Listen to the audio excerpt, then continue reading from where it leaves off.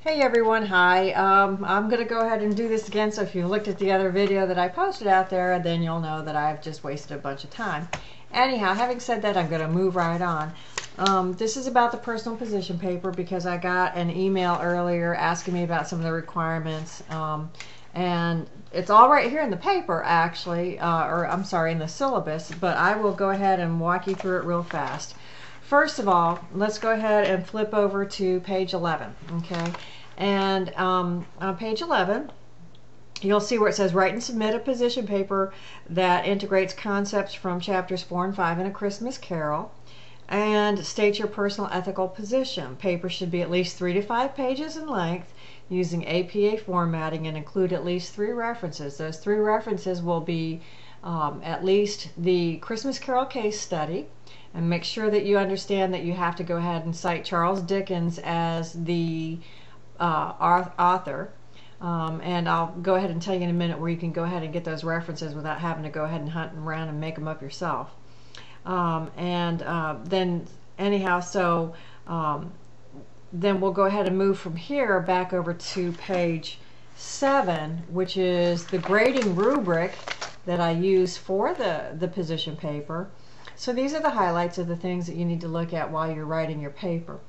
First of all, discussion postings. Did you post at least 6 discussion postings or more? That'll get you into the excellent category. If you posted 4 to 5 substantive postings on the Christmas Carol, then that'll go ahead and get you into the satisfactory category. Grammar in your paper, less than 10% construction is passive. For anyone who has English as a second language, this may be a little bit of a hurdle.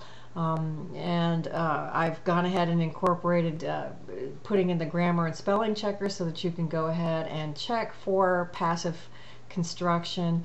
Your paper flows faster if you get it down as close to 10% as possible. For undergraduates and new graduates folks, I'd say between 10 and 20% is okay. Okay. For my own personal writing, I try to get it down to about 5 to 8% passive grammar. And the reason for that is it just keeps the article flowing forward and everybody goes with you, and it's just so much easier to enjoy the read. Use of APA style to get the excellent. Of course, there's no errors. So you might want to go ahead and make sure that you have your running heads, your page numbers in the correct places. You have a title page per APA formatting. Don't send me that stuff where you got stuff up the headers and then you start your paper. That's not APA. Okay, when I say APA, it doesn't mean just loosely comply to doing whatever AP, just double space and turn it in. That's not APA. Check also for referencing. There is a paper posted out under MySpace on the discussion board at the very top. There's a paper there that it has the references at the end. It's a mediocre quality paper, so don't copy it. And it shows you how to do the in-text citations, which is the author and the year of the publication. So you'll need to go ahead and make sure that you type in, whenever you do the quote the Christmas Carol, that you type in Dickens and 18 whatever, or whatever is in the reference at the end of that paper. I forgot what it is at this point. I prefer to use Dickens Charles, A Christmas Carol in 1894, or whenever it was that he published that. And then, and of course you have to go ahead and put in that Hartwick Humanities published it, those types of things. So double check that. 100% correct citation, quotes, and paraphrasing. So if you take something directly from the chapter, directly from the Christmas Carol, you must have quotes and you must have the page number. Okay, so and I will almost instantly recognize plagiarism, and it's kind of hard to plagiarize in an opinion paper such as this. It can happen. Don't do it. Read the policies on academic honesty and those types of things. Uses one additional source outside the chapter and the case the 2 chapters in the case. So really, this is just looking outside for the 4th reference to go ahead and sort of provide a little bit more evidence for your opinion and improve the paper and make it improve the quality of the paper. Okay. And also, if you look down there in the bottom left corner, you'll see if you turn the paper in early, I'll give you 10 extra points. If you turn in the paper late, I'll go ahead and take 10 extra points away. So, if you're feeling like you're not confident in some aspects with your writing, or that, you know, maybe you don't really understand what it is that I expect, the best thing to do is get it in early and get those 10 points and feel confident that you'll do well. So let's move back to page 11 really fast. I've talked to you about the grading rubric. A position paper, and this is in the 2nd paragraph. A position paper is about taking a position, I agree or disagree, I feel, I think, and is supported with evidence from the references. So, and there's 2 ways that your position can go. It can be an argument for or against, and or one of the things that we've been looking at on the discussion board is taking sides. So, for instance, I can say, I really like the fact that Scrooge behaved the way that he did, that he was looking out for his business, because that's ethical, because his position is that it's his business, he can do whatever he wants to. There was no real legal requirements for him to do anything about taking care of his employees. You know, there's no requirement for him to go ahead and have employee benefits. There's no requirements at the time for him to go ahead and support the health and welfare of an employee's family. And so Scrooge was not unethical because he did those things. And I agree that, and it's safe to say that that's a good position, that Scrooge was doing the ethical thing for the time. He wasn't doing anything unethical.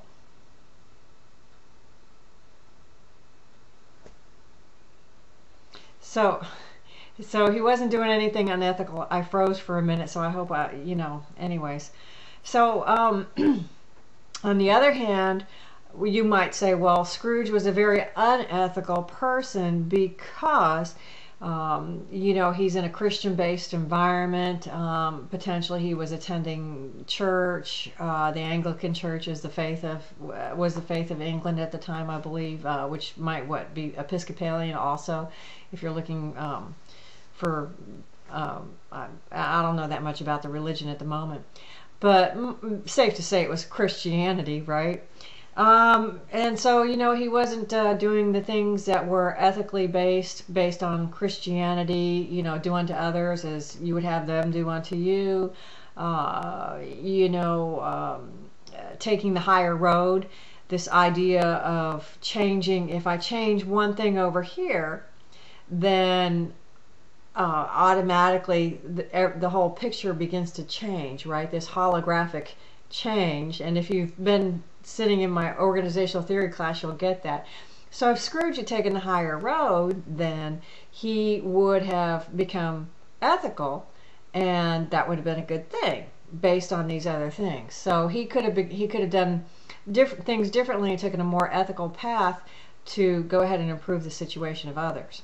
So and then you say, well, okay, so for me, this is how I think people should behave, or this is how I think I should treat my people around me. This is how I treat the people around me, and support that with evidence, okay? But on the 3rd paragraph, and I won't go on that anymore, the 3rd paragraph, it tells you, ask yourself these types of questions and begin to formulate a writing outline. A writing outline is essential. Okay, what is your ethical stand? What is the right ethical position for you? Have you thought about it? I mean, these chapters and the case have looked at ethics, and so what has shaped your view, and why will you be able to stand by it? So your views, do they need to be flexible? And most likely you'll think, I can never be flexible about what I value as far as my ethics. And okay, so what about situational based ethics? That it's okay in this situation, but maybe not in this situation. And well, it shouldn't apply to this person, and it shouldn't apply to, it should apply over here. So situation based ethics can creep in there too, and that's a whole different criteria. Anyhow, so you've got several questions here. You have and remember these are confidential, that you're submitting them up through Blackboard. I'm the only one that gets to see them. You have a position on the topic. State it and tell why it is important and why it is important to others that are around you. Will your position ever change? Why would it change? Okay, are your views flexible or rigid? Why or why not? If you answer those questions, you're well on your way to making that A. What can I say? Okay. So, and I had somebody send me a note today asking about counter arguments and arguments. You don't necessarily need to construct your paper in that fashion. If you don't get wrapped too hard into the mechanics on this, go ahead and work with the questions in the third paragraph and you'll be doing really well. You must turn on your grammar and style checkers. I've included some information on that. Make sure that you turn on your readability statistics so that you can find out how much passive grammar that you've got in that darn thing. I've also put in a paragraph on weak verbs. Could, should, would, might, may, make, maybe, can, need to be avoided where possible. If you are using weak verbs because you're unsure about what it is that you're writing, then go back and say one must, you must, they should, you know, they must, we need to, okay, be firmer with your convictions, if you will, unless it's truly unclear that you don't have enough evidence to support what it is that you have the evidence that says, well, maybe this isn't going to be this way. APA formatting, you can always go ahead and search the internet for that. I use the writing lab at the Purdue University. If you Google for OWL, O-W-L, like in the hoo-hoo, OWL, it'll take you out there to their writing lab. And then on page 12 and page 13, I've copy-pasted some basic criteria for going ahead and opening up that grammar and speller check. And I'll call your attention to page 13, because once you get inside, you're going to go ahead and customize your settings for spaces between periods is always 2. If you get out to the APA sites and you see where they're looking for 1 or 2 spaces between the the full stop periods, use 2 because it's a lot easier to read in the end. And I think they've adjusted that where it was 1 or the other, but now they're saying use 2. I prefer 2. It's easier for me to read. That's useful. Punctuation inside your quotes, that's where we need to put those, and always put a comma before the last item in the list. Make sure you check that too. And I've gone ahead and given you the other hints. So that's it.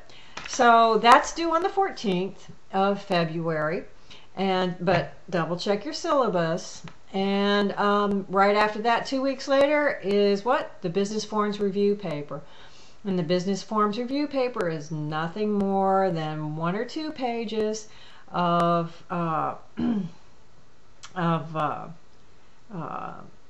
or 2 pages summarizing what was the material in chapters 14 through 18. Okay, so you're summarizing 4 chapters, right? 1 to 2 pages, preferably 2 in this case, per chapter, and leave it there at that. You know, just keep it, keep it concise. There's no analysis that goes with this. It's just taking the material from the book and putting it onto a sheet of paper and getting that sheet of paper turned in. Okay, it has to be done and adhere to APA formatting. I really don't care about grammar and at that point because it is just transferring information. You can do a summary paragraph if you want to, but that's not necessary. Don't make that harder than you have to. And so then that'll go ahead and pull us up, I believe, to the midterm. And after the midterm, we're going to go ahead and pull back and do some other things. Okay, so I see that I'm at the end of my 15 minutes, and I will go ahead and close out and say good luck. Make sure that you check the syllabus for all the requirements, and I will talk to you later. Thanks. Take care. Bye.